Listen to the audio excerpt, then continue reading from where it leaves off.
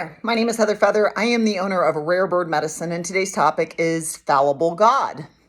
When my mom was 13 years old, she told me the story of when she was 13 years old. She was born in Hooks, Texas, as Barbara Jean Short, and growing up there, she was raised in a Baptist church. My grandma was Baptist, and at the age of 13, she went to the minister, and she said, what about people all the way across the world? They never hear the word Jesus. No one ever speaks it to them. They're in a culture where this word isn't spoken. They never come across the Bible. Will those people go to hell? And the minister said, yes.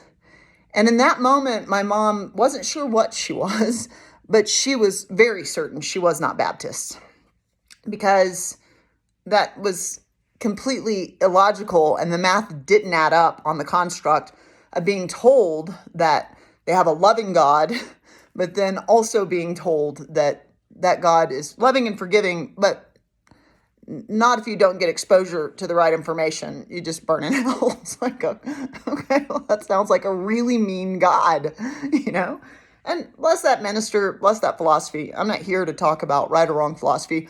Anyone that's ever taken my classes knows, because I say it often, I'm not here to hand you my God. I'm not here to hand you my ally spirits. The role of Heather Feather is taken. I am here to support others in reviewing. How do you relate to spirit?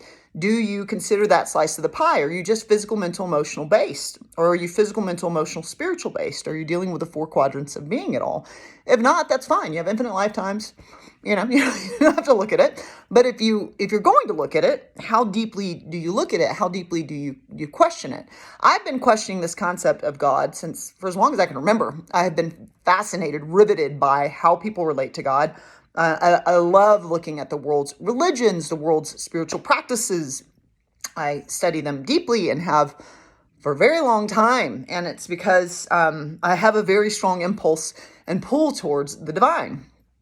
What I know to be true about the concept of what we call God, or it goes by many names: Yahweh, Jehovah, Allah. There are many, many names that have been the goddess, the one, source, divinity, so many pants and dresses and flip-flops we can put on it. It's been given many names throughout the annals of time, what I'm talking about, God.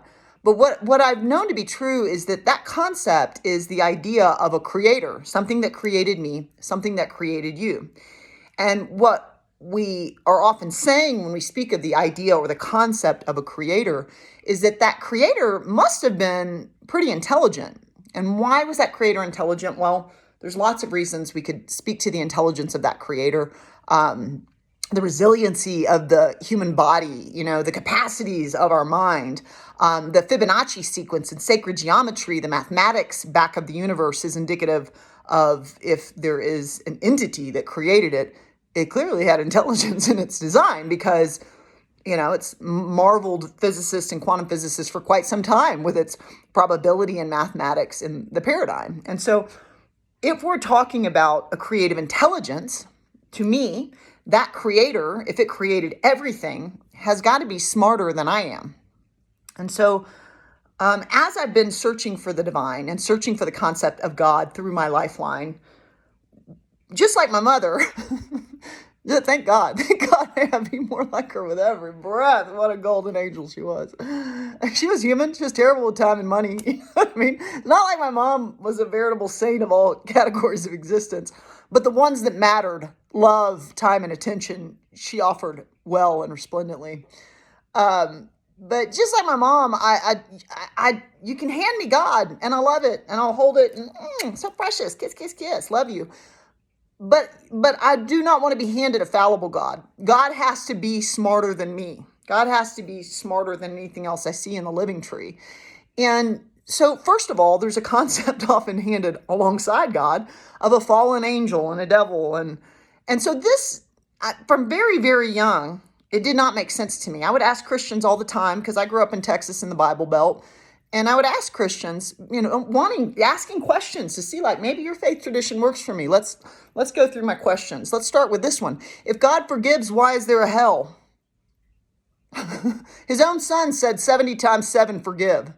So if he has his son come down and say 70 times 7 forgive, and if everyone is forgiven, and if God created the angels, and God created and had knowledge, if God is omniscient, omnipotent, all-knowing, and God knew the angel would fall, then your God has got to be extremely sadistic and cruel if it's omnipotent, omniscient, and all-forgiving and compassionate to continue to allow a hell to go on. To continue to allow, I mean, like, you're saying that your God is just like, well, oops, those souls made crappy choices and nothing I can do about it. I'm just God. I can't help them. They'll just have to burn in hell forever. That, to me, when I'm speaking of a fallible God, that to me, I can't understand. Your math doesn't add up. If you're going to tell me that your God had a son that it sent to teach us and educate us, and that son said 70 times 7 forgive, because that son knew the magnitude of how our egos will judge.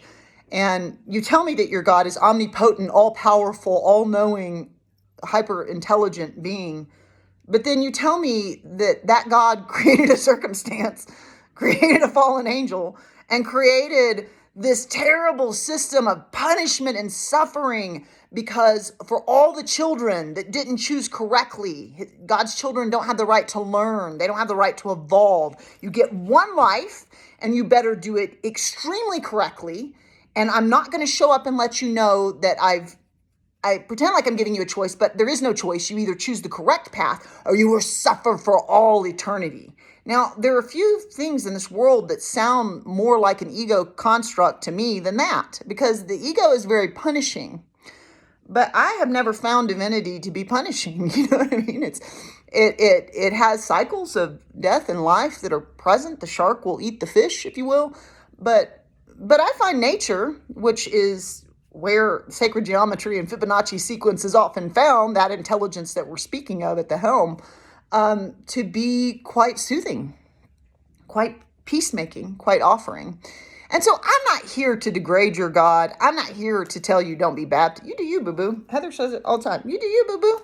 You do you. You follow your path, and that includes your spiritual path and your path to the divine. My mother gave me freedom of religion, and I have no desire to hand my philosophy. I'm happy to discuss it, but much more like my mom, she would ask her all these questions, and she would always be like, well, what do you think it is? Well, what do you think it is, Heather? Because she did not want to subject me to holding her spiritual philosophy, because she knew that I was an ancient soul. She believed in reincarnation. She believed her daughter had lived many lifetimes, even though it was in a little body. And she wanted me to draw my own conclusion, because spirituality is a deeply intimate and personal thing. And so it's why it's often a difficult topic for people to discuss. I think, death is as well. And I think it's okay to say these things are difficult to discuss and I don't want to discuss them. Okay, fair enough. Let's take that off the table. And I think there's value in having the difficult conversations, the conversations about sexuality that no one wants to have, that I just did a video on called The Birds and the Bees. The conversations about death and what happens at death's door. Just did a video called Death's Door. The conversations about God, and if we have a God, what is it? So to me, when I consider the concept of a divine, omniscient, omnipotent, all-knowing being, what I personally, as an individual drop in the ocean of existence, have come to find to be true, it's a medicine that my mother put early on in my temple. She gave me the key, even though this realm is filled with locks. And that key is that love is the answer. Love is the answer. God is, and another way to say that, Heather, is love is. What is God, Mom? God is love, light, and energy, Heather. That's all it is. That's all it's ever been. That's all that actually is. And the rest is a hologram and delusion. And so there were times when she would answer my questions because I would keep digging. Okay, Mom, but what do you think? What do you think? Well, I think God is love, light, and energy. I think you can call it love. I think you can call it light. I think you can call it energy. And I think that's the foundation back of everything in this matrix that we are seeing. What a scream. She was such a scream. My mama. So when I consider, though, this idea of divine, we have a tendency to personify. We have a tendency to put genitals on the divine. God, the All-Father, now God has genitals. There's a personification so that we can have a human identification with that which is. considered our creation, our creator, that which made our matrix. And so, we have concepts like I am the father of one, so as above, so below. So you must be like me, you must be a human. And then some are like, well, why do the genitals have to be male? It's a goddess. And then there's the all mother, the sacred holy mother concept.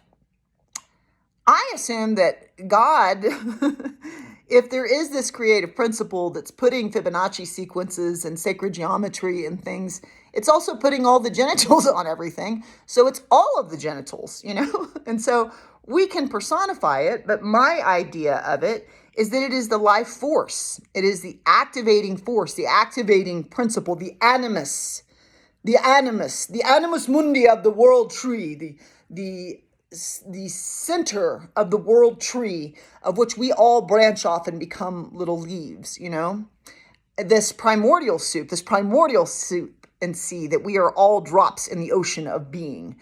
It is the sea itself.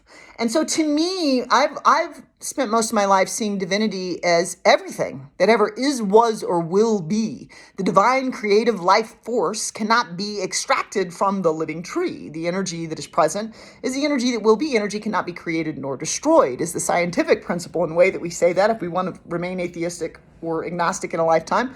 But there are many ways to say it. None is right, none is wrong. It's easy to mishear me, because I don't understand atheism, but I don't negate how freeing that can feel if you have PTSD from religion. And so religiosity, in which we are telling people concepts like, you're born in sin. Well, you're giving me a fallible creator again. You're telling me that my creator, which is supposed to be the intelligence that created all of life, it is what is making things. And you're saying, boof, it immediately makes things in sin. Well, that's not a very loving creator. That's not a very powerful creator. To me, sin is an ego construct. Because if God was truly loving, and if I'm in a realm that's giving me infinite lessons, and if I have free will, I would true free will means whatever choice I make, I'm not bad. I have the right to learn. I have the right to get it wrong. I have the right to fall to my knees. You know what I mean? And it doesn't make me bad. It doesn't make me wrong. It doesn't make me judge. My favorite humans at Earth School. And so when I think of a divine, it's got to be bigger and broader spectrum than the drops in the ocean.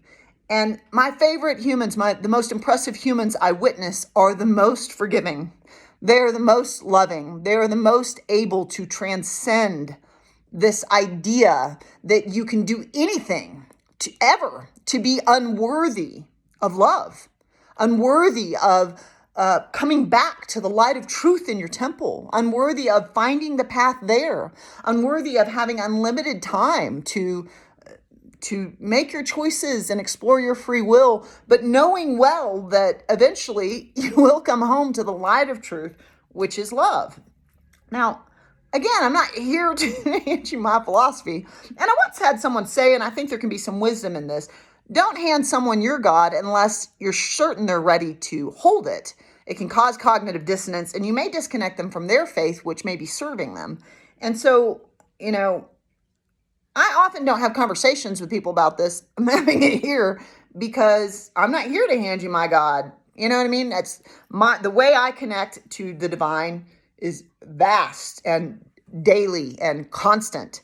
And it is steeped not in concepts of the ego, of judgment, of, genitals, of, you know what I mean, of physicality. It's steeped in content instead of form. It does take an infinite number of forms from what I can see, but it's something about a matrix of being, something about what is held in the container, the bowl of light. This is the bowl, but it's the light within the bowl that illuminates all the things that we're getting to enjoy. So today I am asking, have you ever considered, because I think it is important for us to question. How do I know? Because God gave us a questioning mind. So do you have a faith tradition that doesn't allow you to question? And don't you find that odd if the divine made you with a mind that questions? Like, why would that be bad? Are you willing to consider and question, as I've done throughout my entire life, how you connect to God? And do you expand that? You can always subscribe to Rare Bird Medicine on YouTube, like and comment there. I always love to hear your thoughts. I'm Wynn.